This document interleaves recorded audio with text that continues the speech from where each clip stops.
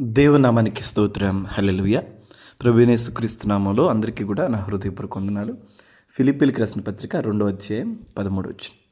ఎందుకనగా మీరు ఇచ్చయించుటకును కార్యసిద్ధి కలుగు చేసుకున్నటకును తన దయా సంకల్పం నెరవేరుటకై మీలో కార్యసిద్ధి కలుగు చేయవాడు దేవుడే. ఆమేన్. చూడండి దేవుని వాక్యాన్ని. మనలో కార్యసిద్ధి కలుగు చేయవాడు దేవుడే. చాలా అనుకుంటాం, చాలా చేయాలనుకుంటాం, చాలా చేయాలనుకొని కూడా చేయలేకపోతూ ఉంటాం. చాలా విషయాల మీద ఆశ కలిగి ఉంటాం, కానీ అవి పొందుకోకుండా ఉంటాం. అయితే దేవుని వాక్యం ఒకటేం చెప్తుందంటే, ఆశను పుట్టించేది, ఆ ఆశని నెరవేర్చేది, ఆ ఆశ దేవుని సంకల్పం చొప్పున ఉండేలా చేసేది కూడా దేవుడేనంట. ఆ ఆశ మనలో నెరవేర్చేది కూడా దేవుడేనంట. అదెలా? చూడండి, మనుషులుగా సహజంగా మనకు అనేకమైన ఆలోచనలు, కోరికలు వస్తూ ఉంటాయి.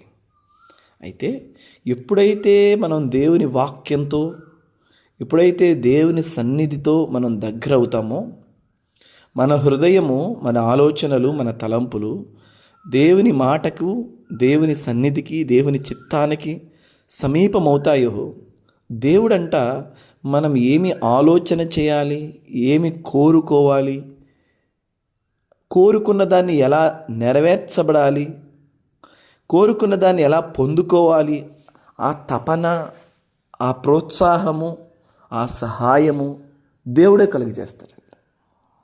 అంటే మన శరీర కోరికలు కాదు, మళ్ళా వాక్యంతో ముడిపడి, వాక్యంతో ఆలోచనలు కలిగి ఉండి, మరి దేవుని సన్నిధితో ఒక చక్కటి సహవాసం కలిగి ఉన్నప్పుడు కోరికని ఇచ్చేది దేవుడే, ఆ కోరికని నెరవేర్చే దేవుడు ఆయనే, కోరిక నెరవేర్చబడుటకు సామర్థ్యాన్ని ఇచ్చేది కూడా ఆయనే. కనుక మనం వాక్యంతో దగ్గరగా ఉండాలి, దేవునితో దగ్గరగా ఉండాలి, సహవాసంలో ఉండాలి. దేవుని చిత్తాన్ని చేయటానికి ఏదైనా కానీ మనం ఇష్టపడాలి. అప్పుడు దేవుడు మన జీవితాల్లో తనదైన గొప్ప కార్యాలు మన జీవితాల్లో జరిగిస్తాడు. అందుకనే ఇచ్చయించుటకు కార్యసిద్ధి కలుగజేసుకున్నటకు సంకల్పము నెరవేర్చబడుటకై మనలో కార్యసిద్ధి కలుగచేయువాడు దేవుడే.